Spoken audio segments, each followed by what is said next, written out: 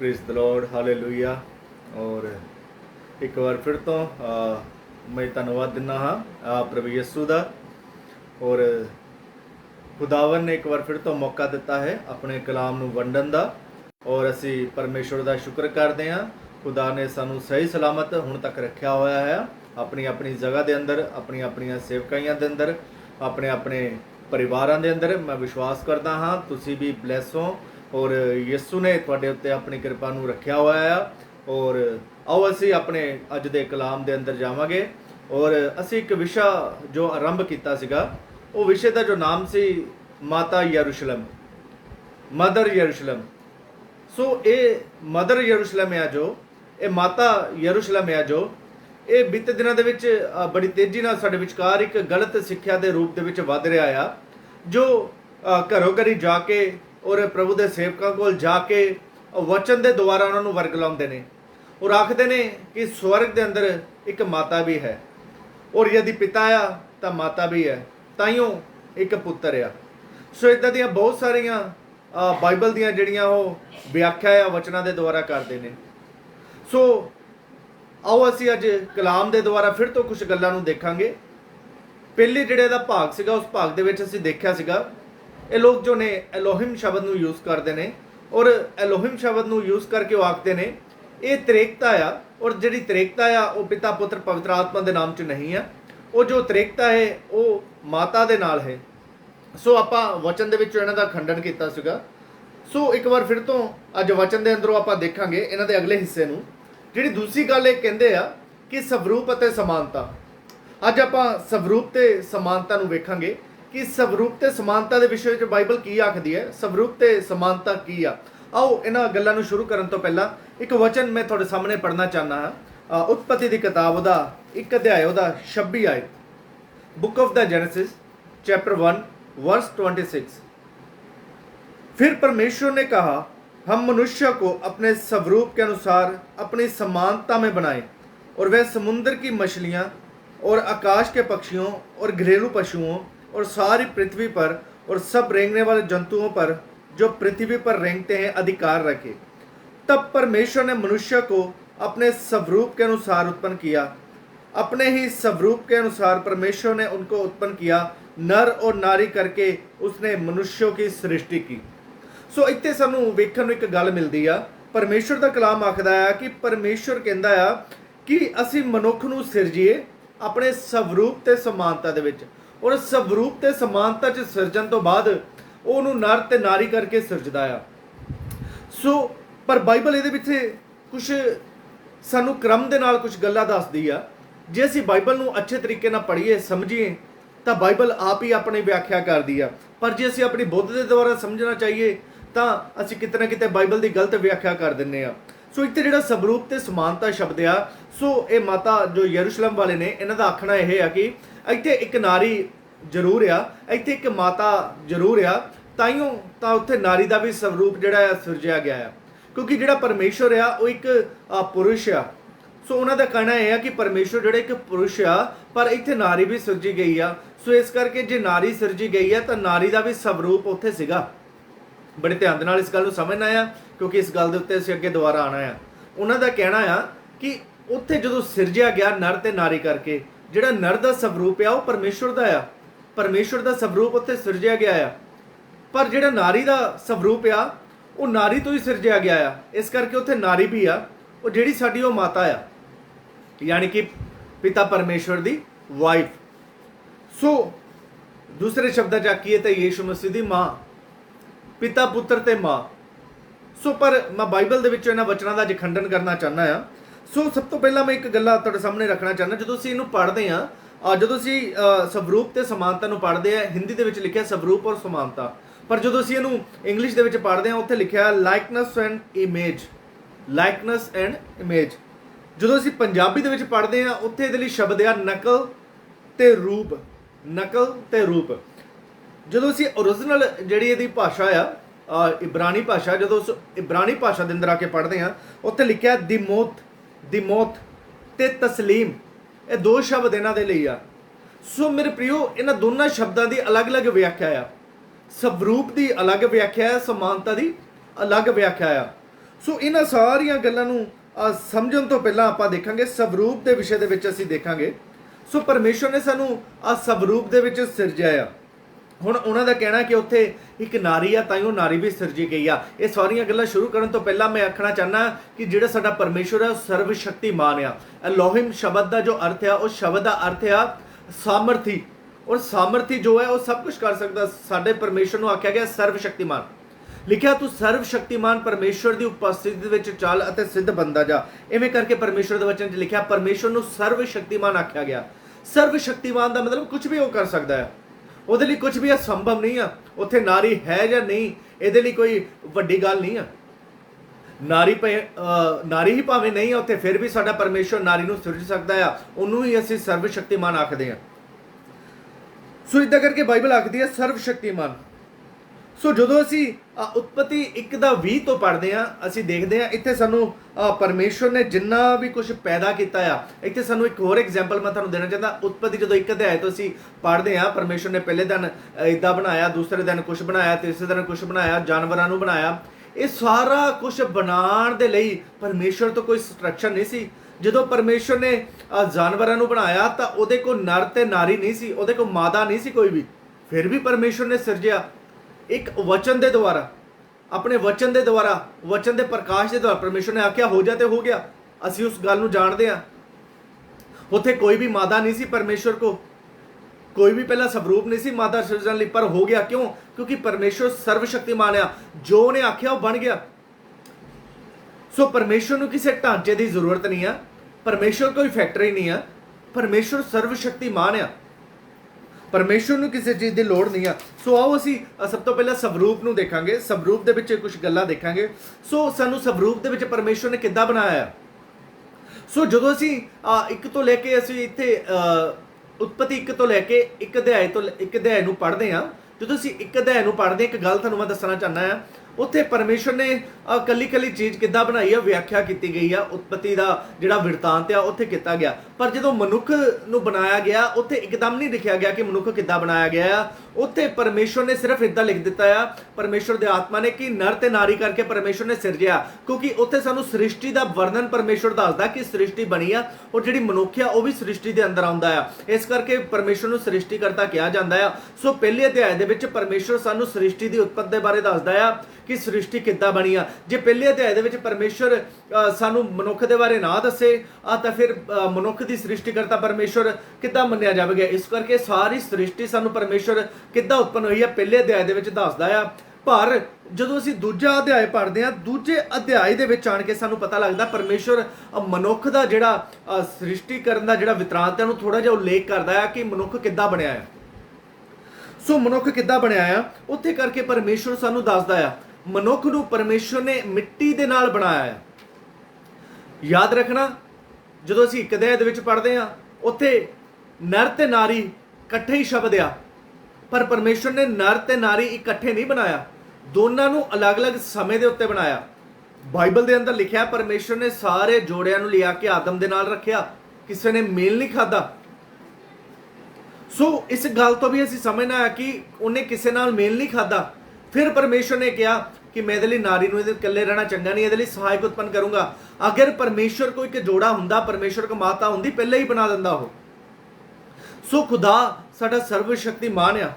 ਸੋ ਦੂਜੇ ਅਧਿਆਇ ਦੇ ਵਿੱਚ ਅਸੀਂ ਆ ਕੇ ਦੇਖਦੇ ਹਾਂ ਤਾਂ ਪਰਮੇਸ਼ਰ ਉੱਥੇ ਵਰਣਨ ਕਰਦਾ ਹੈ ਕਿ ਮਨੁੱਖ ਕਿੱਦਾਂ ਬਣਿਆ ਗਿਆ। ਉਹ ਗੱਲ ਨੂੰ ਮੈਂ ਤੁਹਾਡੇ ਸਾਹਮਣੇ ਰੱਖਣਾ ਚਾਹਾਂਗਾ। ਉਤਪਤੀ ਦੀ ਕਿਤਾਬ ਉਹਦਾ 2 अध्याय ਉਹਦਾ 7 आयत। तब यहोवा परमेश्वर ने आदम को भूमि की मिट्टी से रचा और उसके नथनों में जीवन का श्वास फूंक दिया और आदम जीवित प्राणी बन गया। सो ਇੱਥੇ ਅਸੀਂ ਦੇਖਦੇ ਹਾਂ ਕਿ ਉਹਨੂੰ ਕਿੱਦਾਂ ਰਚਿਆ ਗਿਆ ਆ। ਉਹਨੂੰ ਭੂਮੀ ਦੀ ਮਿੱਟੀ ਤੋਂ ਰਚਿਆ ਗਿਆ। ਆਦਮ ਜਿਹੜਾ ਆ ਉਹ ਭੂਮੀ ਦੀ ਮਿੱਟੀ ਤੋਂ ਰਚਿਆ ਗਿਆ ਆ। ਆਦਮ ਇੱਦਾਂ ਹੀ ਨਹੀਂ ਰਚਿਆ ਗਿਆ।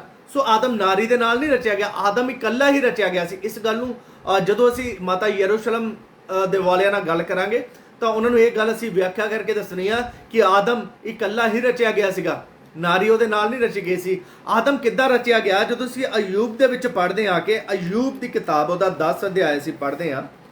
ਅਯੂਬ ਦੀ ਕਿਤਾਬ ਉਹਦਾ 10 ਅਧਿਆਇ ਪੜ੍ਹਦੇ ਆ ਤਾਂ ਉਹਦਾ 8 ਆਇਤ ਤੋਂ ਮੈਂ ਥੋੜਾ ਜਿਹਾ ਪੜ੍ਹਨਾ ਚਾਹਾਂਗਾ। ਇੱਥੇ ਲਿਖਿਆ ਆ, तूने अपने हाथों से मुझे ठीक रचा है और जोड़कर बनाया है। लिखा तूने अपने हाथों से ठीक रचा है और जोड़कर बनाया है।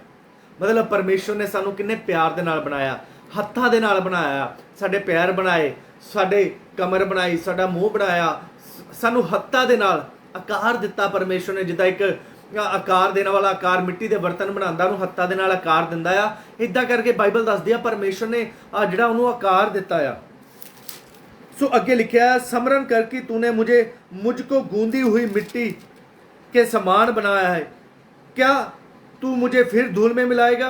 लिखा तू मुझे गूंदी हुई मिट्टी, सो मिट्टी नूं गुन के जिद्दां एक चित्रकार बनांदा आ, इस तरीके नाल परमेश्वर ने मनुख नूं बनाया आ। सो अगे लिखा है क्या तूने मुझे दूध के समान उंडेल कर और दही के समान जमाकर नहीं बनाया, और फिर तूने मुझ पर चमड़ा और मांस चढ़ाया और हड्डियां और नसें गूंद कर मुझे बनाया है। सो बाइबल कहती किन्नी इत्थे कली कली गल की व्याख्या करदी आ, सानू गलत सिक्ख्या दे विच फसन की जरूरत नहीं। बाइबल दसदी आ कि पहला तू मैनू मिट्टी दे बुत बनाया, मिट्टी बुत बनाने दे बाद तू मेरे विच चमड़ा लाया यानी कि मांस लाया, उहदे नाल नाल फिर तू मेरे च हड्डियां लाइयां, हड्डियां दे नाल नाल मेरे च नसां लाइयां, और 12 च लिखा तूने मुझे जीवन दिया और जीवन दे साह फूके। सो इदां करके एक मनुख नूं परमेश्वर ने बनाया है। सो इदां करके एक मनुख दी, एक आदम दी, एक नर दी सृष्टि जो है वो सर्वशक्तिमान परमेश्वर ने कीती है। सो पर जदों असीं देखते हैं कि परमेश्वर सब जोड़ियां नूं आदम दे कोल लेके आया, कोई भी उहदे नाल मैच नहीं खाता। उसके बाद परमेश्वर ने की किया, जो असीं 2 अध्याय उहदा 18 च पढ़ते हैं, वो आयत भी तुहाडे सामने मैं पढ़ना चाहांगा। उत्ते लिखिया फिर यहोवा परमेश्वर ने कहा आदम का अकेले रहना अच्छा नहीं। सो इत्थे असीं देखते हैं परमेश्वर ने की किया, यहोवा परमेश्वर ने कहा आदम का अकेले रहना अच्छा नहीं। सो इत्थे की वेखते हैं कि आदम जिहड़ा सी, इहदा मतलब पहला कल्ला ही सी। जदों असीं उत्पत्ति 1 दे विच पढ़दे हैं, 26 दे विच, 27 दे विच लिखिया नर ते नारी करके सिरजिया, पर जदों असीं इत्थे पढ़दे हैं इत्थे कल्ला आदम ही सिरजिया होया सी, नारी उहदे नाल है ही नहीं सीगी। सो इस ही परमेश्वर दे भेद नूं समझना। पहले अध्याय दे विच सृष्टि दा वर्णन करदा, पर उत्थे मनुख दी सृष्टि दा वर्णन नहीं करदा। मनुख दी सृष्टि दा थोड़ा जिहा वर्णन वो 2 अध्याय दे आके करदा मेरा परमेश्वर। फिर अयूब दी पत्री दे विच आके खुल के दसदा है परमेश्वर दा कलाम कि मनुख किद्दां बनाया गया। सो मैं ना माता यरूशलेम वालिਆਂ ਨੂੰ आखना चाहांगा कि ਇਹੋ जी कोई ਤੁਹਾਡੀ ਮੰਮੀ ਜਿਹੜੀ ਤੁਸੀਂ ਮਨ ਘੜਤ ਬਣਾਈ ਆ ਉੱਥੇ नहीं ਸੀਗੀ। सो परमेश्वर ने ਜਦੋਂ आदम ਨੂੰ ਬਣਾਇਆ सिर्फ ਕੱਲਾ ही सी ਉੱਥੇ। फिर उसके बाद लिखा आदम का अकेले रहना अच्छा नहीं है, मैं उसके लिए एक सहायक बनाऊंगा जो उससे मेल खाए। फिर परमेश्वर कहता मैं उसके सहायक। फिर नारी सिरजी गई सी उसके बाद, और सिरजी किद्दां गई है बाइबल कहती है उसकी पसली चों कढ के सिरजी गई है। सो हुण इन्हां दा कहना है कि नारी वो किद्दां बना सकदा परमेश्वर। तो मैं फिर पूछना चाहना है कि परमेश्वर फिर सर्वशक्तिमान किद्दां होया। फिर तो परमेश्वर च पावर ही नहीं है, फिर तो परमेश्वर कुछ भी नहीं कर सकता। परमेश्वर फिर ਇਹਦਾ मतलब ਜਿਹੜੇ नॉन क्रिश्चन सानू ਕਹਿੰਦੇ ਆ ਕਿੱਦਾਂ ਮਰੀਮ ਕੁਵਾਰੀ ਦੇ ਵਿੱਚੋਂ ਗਰਭ ਚ ਪੈਦਾ ਹੋ ਸਕਦਾ ਆ, ਇਸੇ ਕਰਕੇ ਗੱਲ ਪਿੱਛੇ ਸਾਨੂੰ ਕੁੱਟਦੇ ਆ, ਤੁਸੀਂ ਝੂਠ ਮੂਠ ਪ੍ਰਚਾਰ ਕਰੀ ਜਾਂਦੇ ਆ। ਸੋ ਫਿਰ ਉਹਨਾਂ ਦੀ ਗੱਲ ਸੱਚੀ ਆ? ਨਹੀਂ ਪ੍ਰਿयो, परमेश्वर सर्वशक्तिमान आ। वो कुवारी के द्वारा भी देह धारण होया सीगा। उन्हें जो परमेश्वर की सृष्टि की आ उदों भी उन्हें अपने सर्वशक्तिमान होने के अहुदे के नाते की आ। जो नारी बनाई गई आ वो बाद चो बनाई गई आ, बाद दे विच पहला नर सिरजिया गया फिर नारी सिरजी गई। और परमेश्वर का जो वृतांत सानू दसदा उत्थे नर ते नारी करके दसदा। सो इदां करके परमेश्वर ने स्वरूप दे विच बनाया। सो जो परमेश्वर का असीं ढांचा देखते हैं, परमेश्वर ने सानू स्वरूप नाल बनाया। स्वरूप मतलब जे असीं किसी परमेश्वर नूं वेखना है तो परमेश्वर के 2 हत्थ ने, 2 अखां ने, 2 कान ने, परमेश्वर के होंठ ने। सो परमेश्वर स्वरूप, साडे स्वरूप, स्वरूप मतलब उपरला ढांचा परमेश्वर का साडे वर्गा, साडा स्वरूप है। जो साडा अंग आ उही परमेश्वर का अंग आ। परमेश्वर के पूछ नहीं आ, परमेश्वर के पत्ते नहीं आ, कोई जानवर नहीं आ, परमेश्वर रेंगदा नहीं आ, सप नहीं आ, परमेश्वर जंतु नहीं, कीड़ा नहीं आ, परमेश्वर टिड्डी नहीं आ, परमेश्वर मच्छी नहीं है। सो ये सारिया गल्लां नूं सानूं समझना पवेगा कि परमेश्वर सर्वशक्तिमान परमेश्वर है। सो इस करके परमेश्वर ने सानूं अपने स्वरूप दे विच बनाया। सो इनू कहंदे आ स्वरूप। पर जो असीं देखते हैं कि उत्थे एक शब्द है समानता, इंग्लिश दे विच पढ़दे इमेज। जो असीं इमेज की डेफिनेशन देखते हैं वो सानूं ज़्यादातर लोगों को यही पता, उसका मतलब है तस्वीर, तस्वीर। पर जो असीं अच्छे तरीके नाल डेफिनेशन देखिए तो उसका एक ये भी अर्थ आ कि उस तस्वीर ਉਹਦੇ समानता मतलब हू बहू ਉਹਦੇ ਵਰਗਾ, हू बहू ਉਹਦੇ ਵਰਗਾ मतलब ਉਹਦੀ ਕਾਪੀ मतलब जो ਉਹ ਕਰਦਾ ਆ, ਜੋ ਉਹ ਸੋਚਦਾ ਆ, ਬਿਲਕੁਲ ਹੀ ਉਦਾਂ ਦਾ। ਸੋ ਪਰਮੇਸ਼ਰ ਨੂੰ ਭਲੇ ਤੇ ਬੁਰੇ ਦਾ ਗਿਆਨ ਸੀ, ਅੱਜ ਮਨੁੱਖ ਨੂੰ ਵੀ ਭਲੇ ਤੇ ਬੁਰੇ ਦਾ ਗਿਆਨ ਹੈ। ਪਰਮੇਸ਼ਰ ਫ੍ਰੀ ਬਿਲ ਨਾ ਸਾਨੂੰ ਤਾਈਓ ਛੱਡਿਆ ਸੀਗਾ, ਪਰਮੇਸ਼ਰ ਨੇ ਫ੍ਰੀ ਬਿਲ ਦੇ ਉੱਤੇ। ਸਾਡੇ ਅੰਦਰ ਭਲੇ ਤੇ ਬੁਰੇ ਦਾ ਗਿਆਨ ਹੈ, ਸਾਨੂੰ ਪਤਾ ਭਲਾ ਕੀ ਆ ਬੁਰਾ ਕੀ ਆ, ਪਰਮੇਸ਼ਰ ਨੂੰ ਵੀ ਪਤਾ। ਸੋ ਪਰਮੇਸ਼ਰ ਦੇ ਅੰਦਰ ਸੋਚਣ ਦੀ ਸ਼ਕਤੀ ਆ, ਸਾਡੇ ਅੰਦਰ ਵੀ ਆ। ਸੋ ਇਸੇ ਕਰਕੇ ਪਰਮੇਸ਼ਰ ਨੇ ਆਪਣੇ ਪੁੱਤਰ ਯੀਸ਼ੂ ਮਸੀਹ ਨੂੰ ਭੇਜਿਆ ਆ ਕਿ ਅਸੀਂ ਉਹਦੀ ਸਮਾਨਤਾ ਦੇ ਵਿੱਚ ਬਣ ਜਾਈਏ, ਕਾਮਿਲ ਬਣਾ ਦੇਵੇ ਪਰਮੇਸ਼ਰ ਸਾਨੂੰ। ਸੋ ਇਹ ਜਿਹੜੀ ਸਮਾਨਤਾ ਆ ਉਹਦੇ ਸੁਭਾਅ ਨੂੰ ਦਰਸਾਉਂਦੀ ਆ। ਸਮਾਨਤਾ ਇਹਦਾ ਮਤਲਬ ਇਹ ਨਹੀਂ ਆ ਕਿ ਮਤਲਬ ਸਵਰੂਪ ਹੈ ਜਿਹੜਾ ਉਹਦੇ ਸਰੀਰ ਨੂੰ ਦਰਸਾਉਂਦਾ ਆ, ਜਿਹੜੀ ਸਮਾਨਤਾ ਆ ਉਹਦੇ ਸੁਭਾਅ ਨੂੰ ਦਰਸਾਉਂਦੀ ਆ। ਸੋ ਜਦੋਂ ਅਸੀਂ ਸਮਾਨਤਾ ਦੇ ਬਾਰੇ ਪੜ੍ਹਦੇ ਆ ਤਾਂ ਉੱਥੇ ਇੱਕ ਹੋਰ ਸ਼ਬਦ ਹੈ ਸ਼ੈਡੋ, ਪਰਛਾਈ। ਸੋ ਪਰਛਾਈ ਜਿੱਦਾਂ ਮੇਰੀ ਪਰਛਾਈ ਕਰਦੀ ਆ, ਸੋ ਆ ਪਿੱਛੇ ਤੁਹਾਨੂੰ ਨਜ਼ਰ ਆਉਂਦੀ ਹੋਣੀ ਮੇਰੀ ਪਰਛਾਈ, ਜਿੱਦਾਂ ਮੈਂ ਹੱਥ ਚੱਕਦਾ ਉਹਦੀ ਉਹ ਹੋਣਾ। ਸੋ ਸੇਮ ਪਰਮੇਸ਼ਰ ਜਿੱਦਾਂ ਦਾ ਆ, ਜਿੱਦਾਂ ਦਾ ਪਰਮੇਸ਼ਰ ਦਾ ਸੁਭਾਅ ਆ ਉੱਦਾਂ ਦਾ ਹੀ ਸਾਡਾ ਆ। ਸੋ ਇਸ ਕਰਕੇ ਬਾਈਬਲ ਇੱਥੇ ਸਾਨੂੰ ਇੱਕ ਵਚਨ ਦੱਸਦੀ ਆ, ਕਲੋਸੀਏ ਦੇ ਪੱਤਰੀ ਜਦੋਂ ਦਾ 5 ਅਧਿਆਇ ਮਾਫ ਕਰਨਾ 1 ਅਧਿਆਇ ਜਦੋਂ ਦਾ 15 ਆਇਤ ਪੜ੍ਹਦੇ ਆ, ਉੱਥੇ ਕੁਝ ਇੰਜ ਲਿਖਿਆ ਹੋਇਆ ਕਲੋਸੀਏ ਦੀ ਪੱਤਰੀ ਉਹਦਾ 1 ਅਧਿਆਇ ਉਹਦਾ 15 ਆਇਤ ਪੜ੍ਹਦੇ ਆ। ਸੋ ਉੱਥੇ ਇਸ ਪ੍ਰਕਾਰ ਸਾਨੂੰ ਵਰਣਨ ਮਿਲਦਾ ਹੈ परमेश्वर ਦਾ, वह तो अदृश्य परमेश्वर का प्रतिरूप और सारी सृष्टि में पहलौठा है। इतने लिखा वह तो अदृश्य परमेश्वर का प्रतिरूप, अदृश्य परमेश्वर का प्रतिरूप मतलब बाइबल कहती यूहन्ना च सुसमाचार के अनुसार कि परमेश्वर ਨੂੰ ਕਿਸੇ ਨੇ ਵੇਖਿਆ ਨਹੀਂ ਆ ਸਿਵਾਏ ਉਹ ਪੁੱਤਰ ਨੇ। ਸੋ ਜਿਹੜਾ ਪੁੱਤਰ ਆ ਉਹ ਬਿਲਕੁਲ ਪਿਤਾ ਵਰਗਾ ਆ, ਪਿਤਾ ਦਾ ਪ੍ਰਤੀਰੂਪ ਆ, ਉਹਦਾ ਹੀ ਰੂਪ ਆ, ਉਦਾਂ ਦਾ ਹੀ ਆ। ਯਿਸੂ ਮਸੀਹ ਕਹਿੰਦਾ ਮੈਂ ਪਿਤਾ ਮੇਰੇ ਦੇ ਵਿੱਚ ਆ, ਸੋ ਉਦਾਂ ਦਾ ਹੀ ਆ। ਸੋ ਜੇ ਯਿਸੂ ਮਸੀਹ ਉਦਾਂ ਦਾ ਹੀ ਆ, ਫਿਰ ਅੱਗੇ ਇੱਕ 16 ਚ ਗੱਲ ਲਿਖੀ ਆ, क्योंकि उसी में सारी वस्तुओं की सृष्टि हुई, स्वर्ग की हो अथवा पृथ्वी की। सो स्वर्ग की हो भावें पृथ्वी दी हो, पृथ्वी ते शब्द आया, पर पृथ्वी दे विच जो कुछ भी बनया ਉਹਦੀ सृष्टि करने वाला यीशु मसीह आ। जे सृष्टि करने वाला यीशु मसीह आ ਤੇ ਇਹਦਾ ਮਤਲਬ ਇਹ ਆ ਕਿ ਅਸੀਂ ਜਦੋਂ ਬਣਾਏ ਗਏ ਯੀਸ਼ੂ ਮਸੀਹ ਦੀ ਸਮਾਨਤਾ ਦੇ ਵਿੱਚ ਬਣਾਏ ਗਏ ਆ। ਸੋ ਇਹ ਸਮਾਨਤਾ ਦਾ ਸਬਜੈਕਟ ਜਿਹੜਾ ਬੜਾ ਗਹਿਰਾ ਆ, ਪਰ ਮੈਂ ਤੁਹਾਨੂੰ ਦੱਸ ਰਿਹਾ ਕਿ ਸਮਾਨਤਾ ਕੀ ਆ। ਸਮਾਨਤਾ ਇਹ ਨਹੀਂ ਹੈ ਕਿ ਨਾਰੀ ਵਰਗਾ, ਸਮਾਨਤਾ ਉਹਦੇ ਸੁਭਾਅ ਵਰਗਾ। ਤਾਈਓ ਅਸੀਂ ਉਹਦੇ ਸੁਭਾਅ ਦੇ ਵਿੱਚ ਆਣਾ, ਤਾਈਓ ਬਾਣੀ ਕਹਿੰਦੀ, ਪੌਲਸ ਕਹਿੰਦਾ ਕਿ ਉਹਦੇ ਸੁਭਾਅ ਦੇ ਵਿੱਚ ਅਸੀਂ ਉਸਰਦੇ ਜਾਈਏ। ਸੋ ਉਹਦੇ ਸੁਭਾਅ ਦੇ ਵਿੱਚ ਅਸੀਂ ਬੰਨਾ, ਅਸੀਂ ਯੀਸ਼ੂ ਵਰਗਾ ਬੰਨਾ। ਸੋ ਇਹਦਾ ਮਤਲਬ ਉੱਥੇ ਇੱਕ ਨਮੂਨਾ ਸੀਗਾ, ਉਹ ਸੀਗਾ ਯੀਸ਼ੂ ਮਸੀਹ। ਉੱਥੇ ਇੱਕ ਤਸਵੀਰ ਸੀ, ਉਹ ਸੀ ਯੀਸ਼ੂ ਮਸੀਹ ਦੀ, ਉਹਦੇ ਹੀ ਰੂਪ, ਉਹਦੇ ਹੀ ਸਮਾਨਤਾ ਦੇ ਵਿੱਚ ਅਸੀਂ ਬਣਾਏ ਗਏ ਹਾਂ। ਉੱਥੇ ਕੋਈ ਨਾਰੀ ਨਹੀਂ ਸੀਗੀ। ਇੱਥੇ ਦੱਸਦਾ ਕਿ ਉਹਦਾ ਪ੍ਰਤੀਰੂਪ ਆ, ਉਹਦੇ ਦੁਆਰਾ ਸਿਰਜਿਆ ਗਿਆ ਹੈ।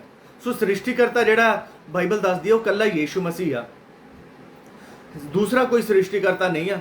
ਮਾਤਾ ਸ੍ਰਿਸ਼ਟੀਕਰਤਾ ਨਹੀਂ ਆ। ਪੂਰੀ ਬਾਈਬਲ ਦੇ ਵਿੱਚ ਮਾਤਾ ਦਾ ਕਿਤੇ ਵੀ ਜ਼ਿਕਰ ਨਹੀਂ ਹੈ ਕਿ ਝੂਠੀ ਵਿਆਖਿਆ ਆ। ਬਾਈਬਲ ਬੜੇ ਸਾਫ਼ ਤਰੀਕੇ ਦੇ ਨਾਲ ਕਹਿੰਦੀ ਬਿਲਕੁਲ ਹੀ ਝੂਠੀ ਵਿਆਖਿਆ ਆ। ਸੋ ਬਹੁਤ ਸਾਰੇ ਵਿਸ਼ਵਾਸੀ ਲੋਕਾਂ ਨੂੰ ਜਿਹੜੇ ਇਹਨਾਂ ਦੇ ਜਾਲ ਦੇ ਵਿੱਚ ਫਸ ਚੁੱਕੇ ਆ, ਉਹਨਾਂ ਨੂੰ ਅਸੀਂ ਕੱਢ ਕੇ ਲੈ ਕੇ ਆਣਾ ਬਾਹਰ, ਉਹਨਾਂ ਨੂੰ ਬਚਾਉਣਾ ਹੈ ਅੱਛੇ ਤਰੀਕੇ ਨਾਲ। ਜਦੋਂ ਅਸੀਂ ਕਈ ਵਾਰ ਵਿਵਾਦ ਕਰਦੇ ਹਾਂ, ਉਹ ਲੋਕ ਸੋਚਦੇ ਆ ਕਿ ਇਹਨਾਂ ਕੋਲ ਰੈਫਰੈਂਸ ਹੈ ਨਹੀਂ, ਵਚਨ ਹੈ ਨਹੀਂ, ਇਸੇ ਕਰਕੇ ਬਹੁਤ ਸਾਰੇ ਵਿਸ਼ਵਾਸੀ ਉਹਨਾਂ ਦੀਆਂ ਗੱਲਾਂ ਦੇ ਵਿੱਚੋਂ ਬਾਹਰ ਨਹੀਂ ਨਿਕਲ ਕੇ ਆਉਂਦੇ। ਪਰ ਜਦੋਂ ਅਸੀਂ ਉਹਨਾਂ ਨੂੰ ਵਚਨ ਦੱਸਣਾ ਆ, ਉਹ ਸਾਰੇ ਵਿਸ਼ਵਾਸੀਆਂ ਨੂੰ ਜਿਹੜੇ ਉਹਨਾਂ ਦੇ ਚੰਗਲ ਦੇ ਵਿੱਚ ਫਸੇ ਨੇ, ਆਪਾਂ ਵਚਨ ਦੇ ਦੁਆਰਾ ਝੂਠੀ ਸਿੱਖਿਆ ਦੇ ਅੰਦਰੋਂ ਬਾਹਰ ਕੱਢ ਕੇ ਲੈ ਕੇ ਆਣਾ। ਸੋ ਇੱਥੇ ਜਿਹੜਾ ਸ੍ਰਿਸ਼ਟੀਕਰਤਾ ਬਾਈਬਲ ਦੱਸਦੀ ਆ ਉਹ ਯੀਸ਼ੂ ਮਸੀਹ ਆ, ਨਾ ਕਿ ਮਾਤਾ। ਕੋਈ ਮਾਤਾ ਪਰਮੇਸ਼ਵਰ ਨਹੀਂ ਆ। ਬਾਈਬਲ ਦੱਸਦੀ ਇੱਕੋ ਹੀ ਪਰਮੇਸ਼ਵਰ ਆ, ਉਹਦਾ ਪ੍ਰਤੀਰੂਪ ਯੀਸ਼ੂ ਮਸੀਹ ਆ, ਔਰ ਯੀਸ਼ੂ ਮਸੀਹ ਨੇ ਹੀ ਸ੍ਰਿਸ਼ਟੀ ਕਰਤਾ, ਉਹਨੇ ਹੀ ਸ੍ਰਿਸ਼ਟੀ ਨੂੰ ਸਿਰਜਿਆ ਆ। ਸੋ ਜਦੋਂ ਅਸੀਂ ਪਹਿਲਾ ਯੂਹੰਨਾ ਪੜ੍ਹਦੇ ਹਾਂ, ਉਹਦਾ 3 ਆਇਤ ਪੜ੍ਹਦੇ ਹਾਂ, ਉੱਥੇ ਵੀ ਲਿਖਿਆ ਜਦੋਂ ਅਸੀਂ ਪਰਮੇਸ਼ਵਰ ਦੇ ਸਮਾਨ ਹੋਵਾਂਗੇ, ਪਰ ਇਹ ਨਹੀਂ ਪਤਾ ਸੀ ਕੀ ਕੁਛ ਹੋਵਾਂਗੇ। ਪਰਮੇਸ਼ਵਰ ਦੇ ਸਮਾਨ ਹੋਵਾਂਗੇ, ਉਹਦੇ ਪੁੱਤਰ ਦੇ ਸਮਾਨ ਹੋਵਾਂਗੇ, ਮਤਲਬ ਉਹਦੀ ਸਮਾਨਤਾ ਦੇ ਵਿੱਚ, ਉਹਦੇ ਜਲਾਲ ਦੇ ਵਿੱਚ। ਸੋ ਇਹੀ ਸਮਾਨਤਾ ਆ, ਉਹਦਾ ਸੁਭਾਅ, ਉਹਦਾ ਜਲਾਲ, ਉਹਦੀ ਮਹਿਮਾ ਦੇ ਵਿੱਚ ਆਣਾ। ਸੋ ਇਹ ਸਵਰੂਪ ਤੇ ਸਮਾਨਤਾ ਬਾਈਬਲ ਇਹਦੇ ਵਿਸ਼ੇ ਦੇ ਵਿੱਚ ਦੱਸਦੀ ਆ। ਸੋ ਉੱਥੇ ਕੋਈ ਮਾਤਾ ਨਹੀਂ ਸੀਗੀ। ਨੰਬਰ 2 ਫਿਰ ਉਹ ਕਿਹੜੀ ਗੱਲ ਆਖਦੇ ਨੇ ਕਿ ਜੋੜਾ, ਕਹਿੰਦੇ ਸਾਰੀਆਂ ਜਾਤੀਆਂ ਦਾ ਜੋੜਾ ਆ, ਜਾਨਵਰਾਂ ਦਾ ਜੋੜਾ ਆ, ਗਾਂ ਦਾ, ਮੱਝ ਦਾ, ਸ਼ੇਰ ਦਾ, ਹਰ ਇੱਕ ਚੀਜ਼ ਦਾ, ਪਕਸ਼ੀ ਦਾ। ਤੇ ਜੇ ਸਭ ਦਾ ਜੋੜਾ ਆ ਤਾਂ ਪਰਮੇਸ਼ਰ ਦਾ ਵੀ ਜੋੜਾ ਆ, ਤਾਈਓ ਤਾਂ ਇਨਸਾਨ ਦਾ ਵੀ ਜੋੜਾ ਆ। ਸੋ ਅਸੀਂ ਹੁਣੇ ਦੇਖਿਆ ਆ कि ये जोड़ा किद्दां बनिया है। वो आखदे वचन का भी जोड़ा है, बिना जोड़ा मिलाया नहीं रहेगा, यशाया 34:16। सो इदां करके वो दसदे ने। पर मैनू ये ऑबजैक्शन आ, ये एक आयत मैं पढ़ना चाहांगा 20 अध्याय ਉਹਦਾ 22 आयत, निर्गमन की किताब ਉਹਦਾ 20 अध्याय ਉਹਦਾ 22 आयत, book of the Exodus chapter 20 verse 22। इतने लिखा है, तब यहोवा ने मूसा से कहा, तू इजराइलियों के मेरे ये वचन सुना, तुम लोगों ने आप ही देखा है कि मैंने तुम्हारे साथ आकाश से बातें की हैं, तुम मेरे साथ किसी को सम्मिलित ना करना। सो वाणी दसदी आ कि तुसी मैनू आकाश तो गल्लां करते हुए देखा है, मेरे नाल किसी नू नाल जोड़ना ना मिलाना। सो शैतान बहुत सारा चलाक आ। शैतान ने शुरू तो ही कोशिश की आ कि परमेश्वर दे नाल किसी ना किसी नू रला दवे, है ना। परमेश्वर लिखा है रोमियो दी पत्री च, उन्होंने परमेश्वर नू ना सृष्टि दे विच बदल दिता, हुण परमेश्वर ने एक माता दे विच बदल दिता। शैतान शुरू तो ही चाहता है कि परमेश्वर दे वाल लोगों का ध्यान ना जाए, परमेश्वर तो दूर लेके जाए, परमेश्वर की उपासना ना कर पावे, एक मात्र जो सच्चा परमेश्वर उहदे कोल ना जा पावे। ये शैतान की शुरू तो ही एक कोशिश आ। पर बाइबल आखदी आ कि तुसी मेरे नाल किसी नू ना जोड़ना। सो जदों असीं पढ़दे आ इत्थे परमेश्वर के बारे, त्रेक परमेश्वर के बारे, वो इक्को ही परमेश्वर है। इन्हां दा कहना है कि त्रेक परमेश्वर है तो तीन आ, इदां सोचते हैं, इलोहिम तीन आ, पिता माता ते पुत्र। जे इलोहिम शब्द है, इन्होंने लगता कि तीन आ, जिवें एंड टाइम वाले ओनली जिस वाले भी कहते हैं कि 35 लोग कहते कि तीन परमेश्वर है। असीं तीन नहीं, असीं एक ही परमेश्वर पर विश्वास करते हैं, एक तीन, तीन एक। मैं बैठा हाँ, मेरे अंदर मेरी रूह भी है, मेरे अंदर मेरा प्राण भी है, मेरा उपरला ढांचा शरीर है, अंदरला ढांचा प्राण है, उस तो अंदर आत्मा है। इदां ही परमेश्वर है, पिता, अंदर पुत्र, अंदर पवित्र आत्मा। परमेश्वर एक ही आ, एक च तीन आ। सो यही त्रेकता आ। त्रेकता का मतलब ये नहीं तीन परमेश्वर, एक दो तीन, ये नहीं आ, परमेश्वर एक ही आ। सो उसदे लई कुछ वचन मैं तुहाडे सामने रखना चाहांगा। यहूदा दी पत्री। सो ये लोग जो कहते हैं कि त्रेक परमेश्वर है, इलोहिम परमेश्वर है, माता परमेश्वर, माता परमेश्वर, पिता परमेश्वर, पुत्र परमेश्वर, माता परमेश्वर, पिता परमेश्वर, पुत्र परमेश्वर। सो इन्हां दी गल नूं मैं खंडन करना चाहांगा। सो परमेश्वर एक ही परमेश्वर है। यहूदा दी पत्री जदों असीं पढ़दे हां, उत्थे सानूं एक गल मिलदी आ, ਉਹਦਾ 14 आयत दे विच, हनोक ने भी जो आदम से 7वीं पीढ़ी में था, इनके विषय में यह भविष्यवाणी की, देखो प्रभु अपने लाखों पवित्रों के साथ आया। इत्थे परमेश्वर आ रहा है, इत्थे परमेश्वर लखां लोकां दे नाल आ रहा, स्वर्गदूतां दे नाल आ रहा, पवित्र संतां दे नाल आ रहा। पर परमेश्वर कल्ला ही आ रहा, ਉਹਦੇ नाल कोई माता नहीं है, ਉਹਦੇ नाल कोई माता परमेश्वर नहीं है, ਉਹਦੇ नाल कोई पुत्र परमेश्वर नहीं है। परमेश्वर इकल्ला ही आ रहा है, नाल ਉਹਦੇ संत ने, नाल विश्वासी ने, नाल स्वर्गदूत ने, सारा स्वर्गदूत आ रहा है। तो फिर कल्ली माता स्वर्ग दे विच की कर रही है, स्वर्ग की राखी कर रही है। ये बड़ा अजीब कॉन्सैप्ट है, समझ तो बाहर आ। मैनू नहीं समझ लगती लोग किद्दां इन्हां दे वचनां दे विच फस जांदे ने। सो मैं एक गल होर तुहानूं दसना चाहता हाँ। बाइबल कहती है किसी पखंडी नूं एक या दो बार समझाओ, उसके बाद वो अड्ड हो जाओ, क्योंकि तुसीं नहीं जानते वो क्यों इस झूठी सिक्ख्या दे नाल आ, वो क्यों इस झूठी सिक्ख्या दे विच चलदे। एक उदाहरण, एक गल तुहानूं हड्ड बीती मैं दसना चाहना हाँ।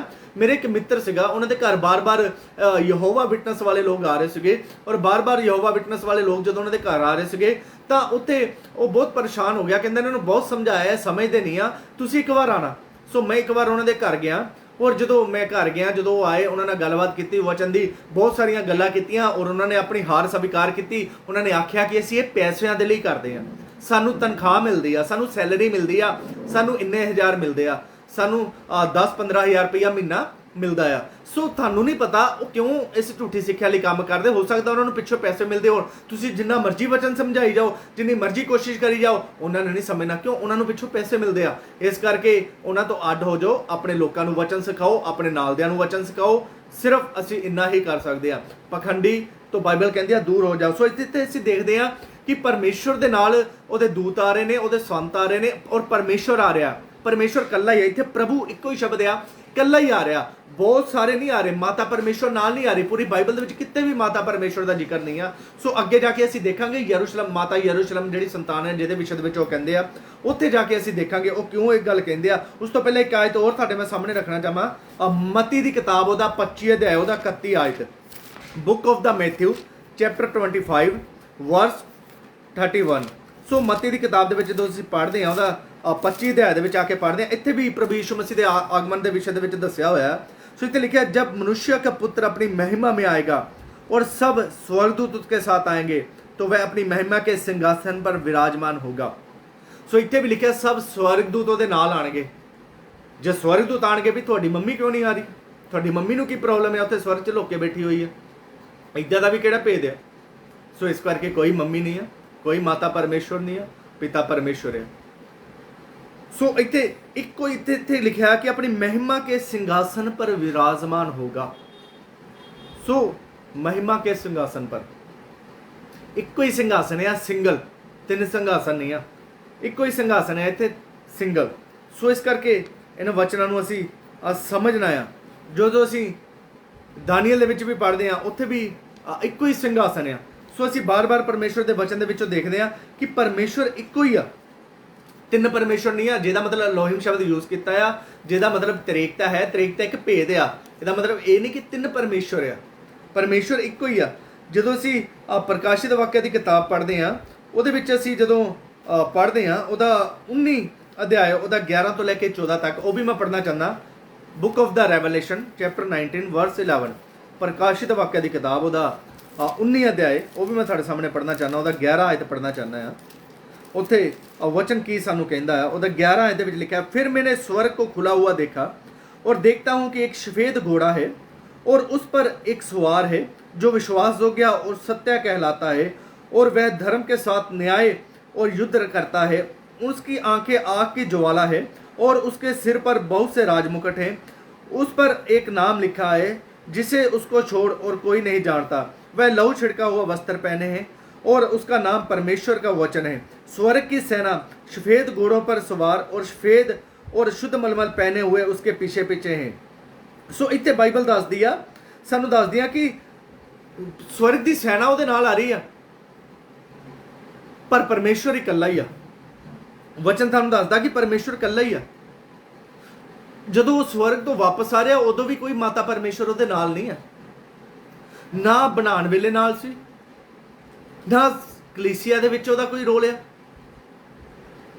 ਨਾ ਹੀ ਸ੍ਰਿਸ਼ਟੀ ਦੇ ਵਿੱਚ ਕੋਈ ਰੋਲ ਆ, ਔਰ ਨਾ ਹੀ ਜਦੋਂ ਪਰਮੇਸ਼ਵਰ ਨੇ ਫਿਰ ਤੋਂ ਆਣਾ ਉੱਥੇ ਕੋਈ ਰੋਲ ਆ, ਔਰ ਨਾ ਹੀ ਨਵੇਂ ਯਰੂਸ਼ਲਮ 'ਚ ਕੋਈ ਰੋਲ ਆ। ਸੋ ਇਹਨੂੰ ਵੀ ਅਸੀਂ ਅੱਗੇ ਦੇਖਾਂਗੇ, ਨਵੇਂ ਯਰੂਸ਼ਲਮ ਨੂੰ ਵੀ। ਸੋ ਇੱਥੇ ਅਸੀਂ ਦੇਖਿਆ ਕਿ ਪਰਮੇਸ਼ਵਰ ਇੱਕੋ ਹੀ ਆ।